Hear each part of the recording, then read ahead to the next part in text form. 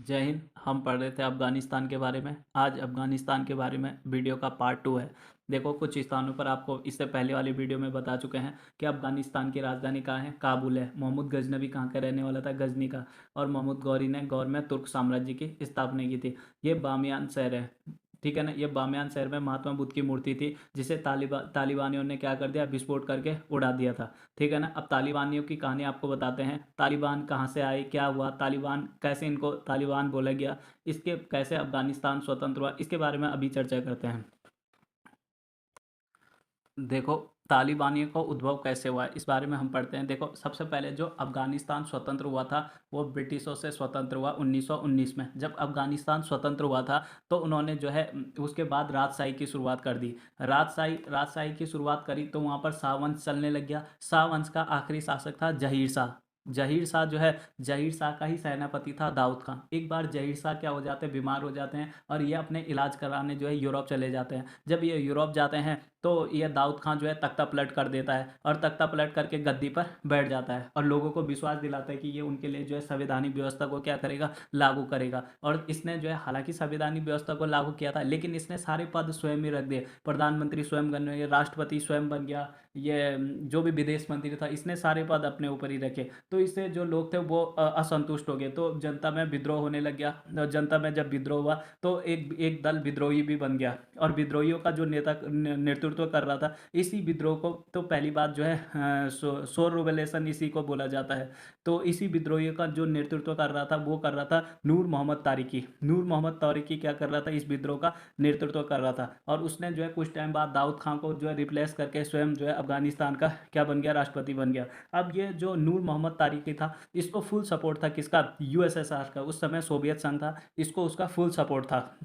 अब यही बात जो है ये फुल सपोर्ट जो, और उस समय यूएसएसआर क्या था, कम्युनिस्ट था। यूएसएसआर क्या था, कम्युनिस्ट था। तो देखो, कम्युनिस्ट उसको बोलते हैं जो किसी धर्म को नहीं मानते हैं, ठीक है ना। जब कम्युनिस्ट जो किसी धर्म को नहीं मानते, इसके प्रभाव में कौन आया, अफगानिस्तान में भी दिखने लग गया, ठीक है ना। इस अफगानिस्तान में ये प्रभाव दिखने से, ठीक है ना, इसने अफगानिस्तान का क्या करा, आधुनिकरण किया। जब आधुनिकरण किया तो मतलब इसने मुस्लिमों को बोला अगर कोई बुर्का रखना चाहता है तो ठीक है, नहीं रखना चाहता है तो कोई बात नहीं, किसी के साथ ज़बरदस्ती नहीं है बुर्का रखने में, ठीक है ना। तो अफगानिस्तान जो मुस्लिम थे उन्होंने सोचा यार हमारा धर्म क्या खतरे में ना आ जाए कहीं, तो इस इन्होंने क्या करा कि अमेरिका के सहायता से जो है एक संगठन बनाया जिसका नाम था मुजाहिदीन, ठीक है ना। मुजाहिदीन मतलब जो अपने धर्म के लिए लड़ते हैं, वो संगठन बना दिया। इसी समय जो है नूर मोहम्मद तारिकी का भी दौरा हो गया सोवियत संघ का। जब सोवियत संघ में उनका दौरा हुआ तो उन्होंने सोवियत संघ वालों ने इनसे कहा कि आप जो है आपके खिलाफ विद्रोह ज़्यादा ना भड़क जाए, इसके लिए आप जो आधुनिकरण को क्या करिए, कम करिए, ठीक है ना, उसको क्या कर दीजिए,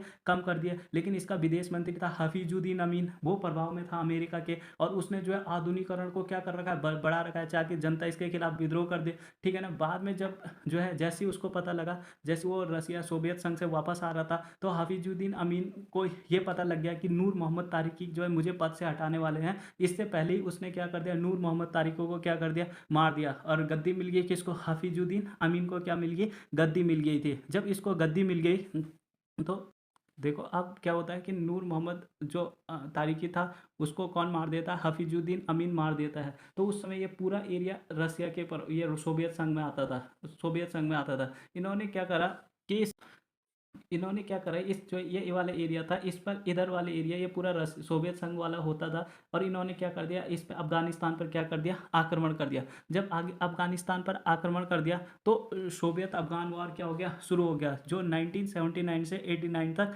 चला, रूस और किसके बीच में, अफगानियों के बीच में। हालांकि रूस ने जो है सोवियत अफगान वॉर में पहले जो है हफीजुद्दीन अमीन को क्या कर दिया था, मार दिया था। उसके बाद इनका जो वार हो रहा था वो मुजाहिदीन से हो रहा था, जो धर्म के लिए लड़ते हैं उनसे वार हो रहा था, ठीक है ना। किनका वार हो रहा था, रशिया का वार।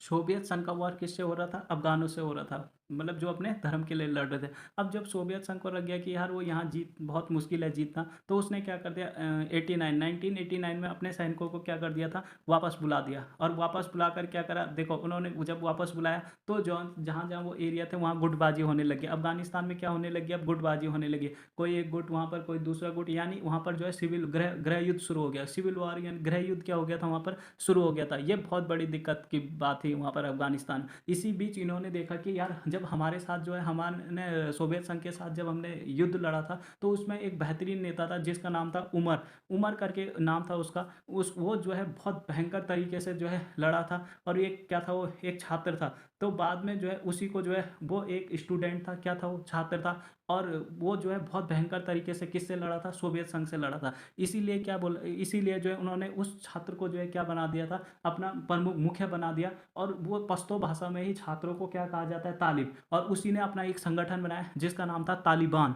यही है क्या, तालिबान, यही इसी को हम क्या बोलते हैं, तालिबान। एक छात्र को क्या था, गुट है ये तालिबान।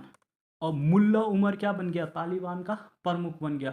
मुल्ला उमर ने ही क्या डाला था, तालिबान की क्या डाली, नींव डाली थी। आज के लिए इतना ही। अगली बार हम अगली वीडियो में हम पढ़ेंगे कि कैसे जो है तालिबान, कैसे अमेरिका जो है अफ़गानिस्तान में क्यों उसने जो है अपने सैनिक भेजे, क्यों उसने वहाँ पर अभी वर्तमान में 2021 में अपने सैनिक फिर वापस बुला दिए, कैसे उन्होंने वॉर लड़ी। ये सब हम अगली वीडियो में फिर चर्चा करेंगे। तब तक के लिए धन्यवाद।